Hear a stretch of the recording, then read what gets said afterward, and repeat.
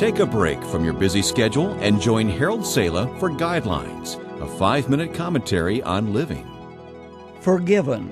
No word in all the English language quite speaks to the heart of man as does this one word. Pause for a moment and pronounce the word several times. Forgiven. Forgiven. Forgiveness involves 3 areas of a relationship. And the 3, like the structure of a honeycomb, are all intertwined. A problem in one area results in secondary implications in the others. Forgiveness involves your relationship with God, secondly, your relationship with others, and then finally, your relationship with yourself. The one big difference, though, between your relationship with God and with ourselves and with others is that when it comes to our relationship with God, we must ask for forgiveness, while we must learn to extend it to ourselves and to other people. In other words, you must learn how to forgive others and to forgive yourself as well. But never do we have to forgive God. Yet it's your relationship with God that is the basis of learning to forgive and seek forgiveness as necessary in those other 2 areas. To forgive means that you have been hurt, that your fundamental rights have been violated, and that you are willing to give up your right to redress or revenge or compensation for what has happened to you. Writing to the Ephesians, Paul said, "Be kind one to another, tender-hearted, forgiving one another, even as God for Christ's sake has forgiven you." That phrase, "even as God for Christ's sake has forgiven you," becomes the model of learning to forgive other people.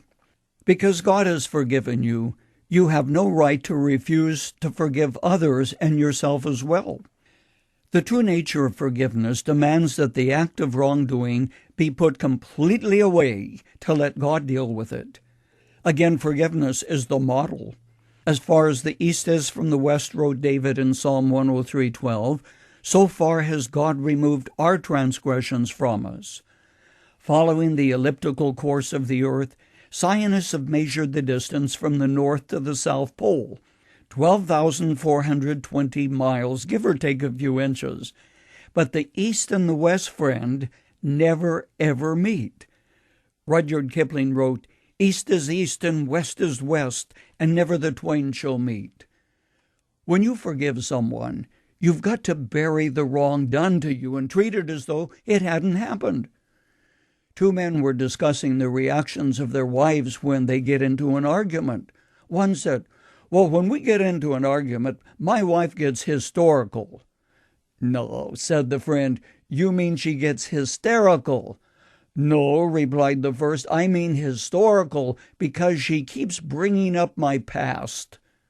True forgiveness puts aside the deed as though it had not taken place. "Well, I'll forgive you this one time, but if you ever do this again, we're through." Is that forgiveness? No, it is probation, the breach of which will bring the full weight of the law for the first offense. Forgiven. What a beautiful word. When the widow of a country doctor looked over the books of her late husband, she discovered that he had written "forgiven, too poor to pay" across the page of Minnie, who owed her husband a lot of money, and she, not having so much grace to forgive, went to court. The judge threw out the case. What has been forgiven in his own handwriting, he said, cannot be collected by another. When the judge of the universe forgives you, the issue is settled once and for all, forever.